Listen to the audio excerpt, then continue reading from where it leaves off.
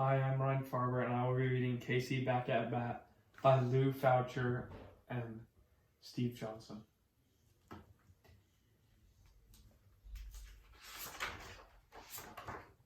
I'm sure you've heard of Casey, the baseball world sensation, whose famous strikeout lost the game and stunned a hopeful nation.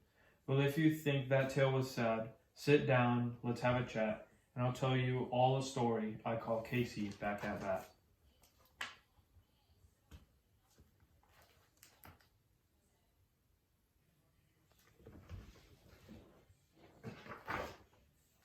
"'Twas the last game of the season, with Mudville tied for first. The players fought all summer, for a pennant they did thirst. But Rutland shared the lead as well, the teams stood face to face. To the victor fame and fortune, to the loser second place.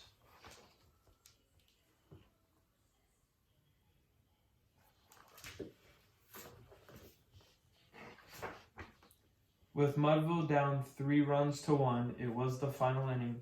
2 men were on, but 2 were out. There seemed no hope of winning. Yet they must not surrender, their motto, never quit. Mighty Casey grabbed his bat, it was his turn to hit.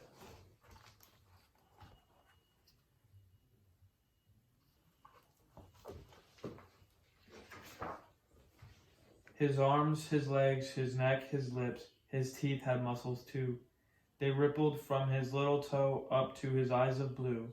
He sneered, he snarled at Mudville's foes, then threw fans a smirk. Some ladies found him handsome, some thought he was a jerk.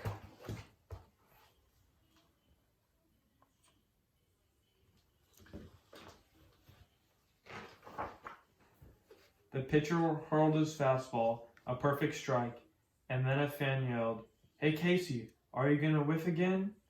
The runners took their places. Once more the pitcher threw.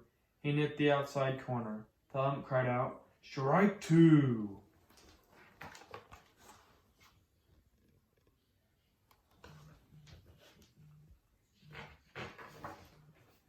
Again the pitcher gripped the ball and gave a forceful fling. Casey brought his bat back and decided he would swing. He swung so hard it sliced the air, it echoed, then it cracked.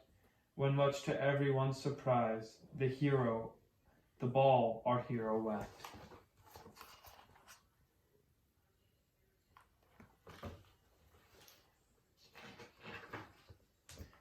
That shot might go 500, one bleacher creature reckoned. "I showed 'em," cackled Casey as he rounded first and second. The Mudville fans began to cheer, a roar that started growing as they all watched the ball go over the wall, and then it kept on going.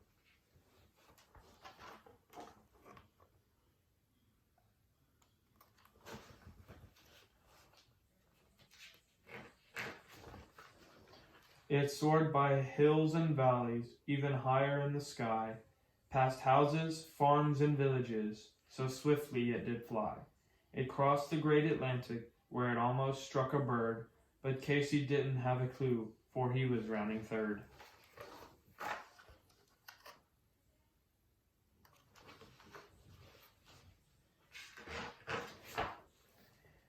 An Italian artist thought he'd made his masterpiece, with a painting of a tower and some flowers and some geese. He had to start all over when the baseball changed the scene, and this, you see, shows perfectly why leaning towers lean.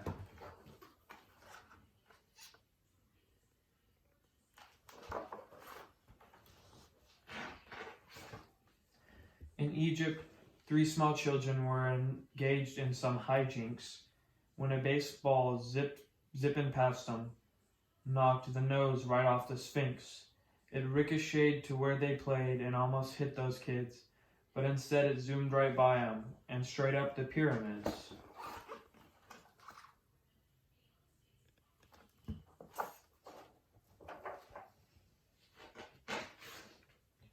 In India, 2 rhinos were lolling in a pond, looked up and saw the spacewall flying across the great beyond. They ate their lunch and snorted, taking time to smack their lips. They hardly seemed to notice until the big eclipse.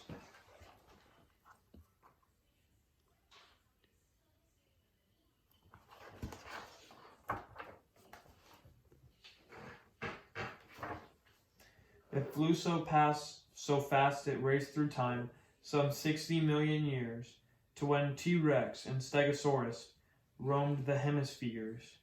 The creatures were quite terrified, so underground they slinked, and now you know how dinosaurs in fact became extinct.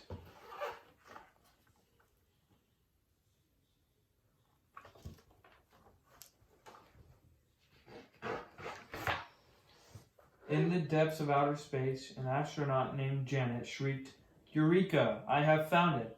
I've discovered a new planet!"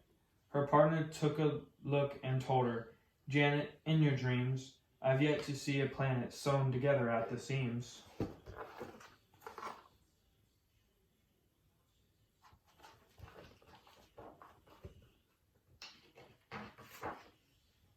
Meanwhile, back in Mudville, total strangers hugged and kissed.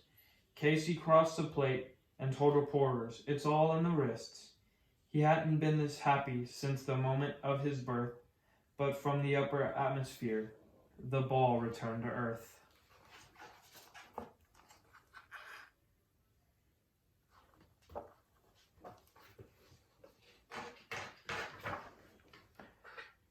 Now Dunn, the center fielder, had already left the ground, and Neft and White in left and right were chatting on the mound.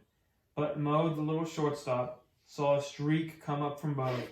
He raised his arm in self-defense. The ball plopped in his glove.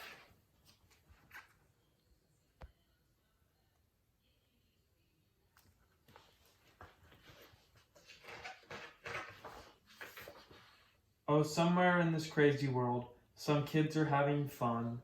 Some are telling knock-knock jokes. Some skateboard in the sun. And somewhere kids eat hot dogs piled up high with sauerkraut. But there's still no joy in Mudville. Hard luck, Casey has flied out.